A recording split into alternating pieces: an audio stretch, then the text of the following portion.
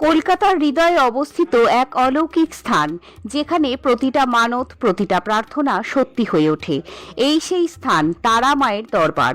শিবকৃষ্ণ দে lane Vedanta কলেজের ঠিক পাশে। এই জায়গাটির নাম আজ বহু ভক্তের হৃদয়ে শ্রদ্ধা আর বিশ্বাসের প্রতীক হয়ে উঠেছে। মানুষ এখানে আসে দূর দূরান্ত থেকে নিজের আশা, প্রার্থনা আর কষ্টের কথা মাকে বলার জন্য। কথিত আছে, মা এক চুমুক সুরার ফোঁটাতেই ভক্তদের মনস্কামনা পূর্ণ করেন।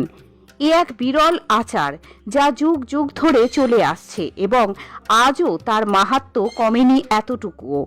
ভোরের প্রথম আলো ফুটতেই চারিদিকে জেগে ওঠে জয় মা তারা ধ্বনিতে। ভক্তরা তখন ফুল, প্রদীপ, ধূপধুনো নিয়ে হাজির হন তারা মায়ের পায়ে। রাতভর চলে কীর্তন, ভজন আর অগাধ শ্রদ্ধার আবহ। মায়ের আশীর্বাদে